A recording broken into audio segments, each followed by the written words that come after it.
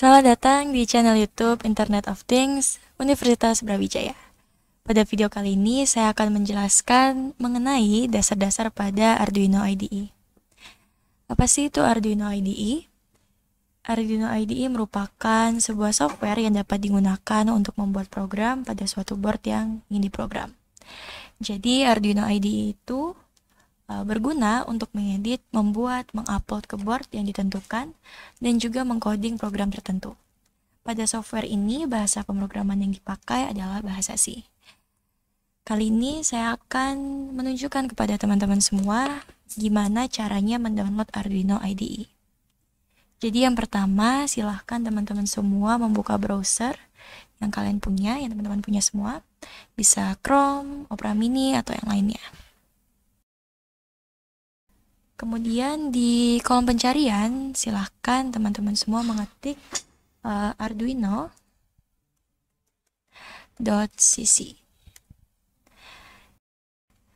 Di sini ada berbagai macam pilihan, namun teman-teman silahkan memilih yang paling atas, yaitu Arduino Home. Ini merupakan tampilan dari web arduino.cc. Untuk mendownloadnya, teman-teman silakan mengklik software, dan kemudian di sini ada pilihan downloads dari berbagai macam versi dari Arduino IDE.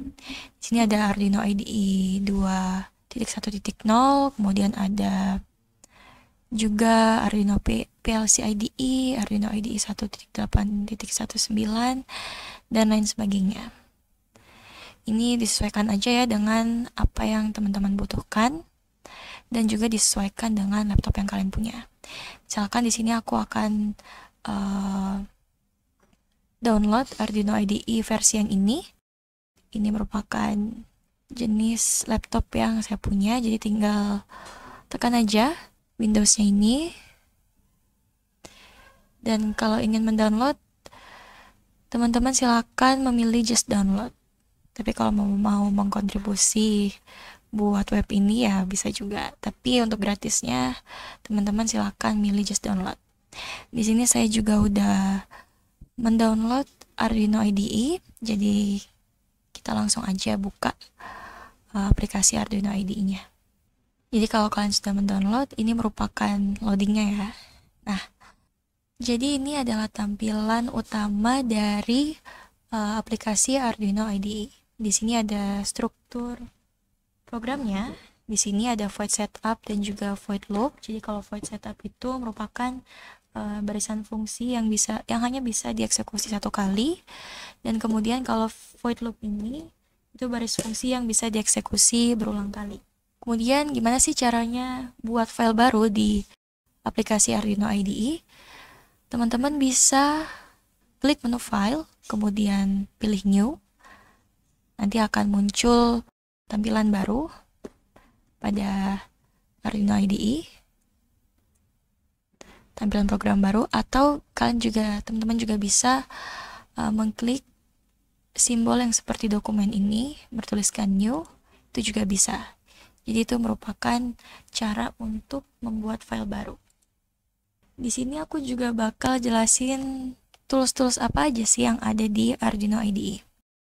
Jadi pada menu file, selain ada menu new, open ya seperti pada umumnya, di sini yang penting juga ada file example. Jadi pada file example ini itu merupakan contoh-contoh codingan yang disediakan oleh Arduino IDE. Jadi kalau misalkan teman-teman mau latihan menggunakan Arduino IDE, teman-teman bisa menggunakan example ini sebagai bentuk latihan ya. Kemudian di sini juga ada sketchbook. Di sketchbook ini itu menampilkan file-file codingan yang teman-teman udah buat. Dan tools penting pada menu file ini juga ada preference.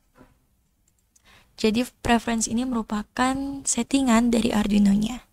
Jadi kalau misalkan teman-teman semua mau pakai Arduino ESP8266, jadi tinggal cari aja di Google, kemudian klik linknya, dan tinggal kopas aja di bagian Additional Boards Manager where else, kemudian tekan OK. Di sini nanti sudah akan ke upload ya.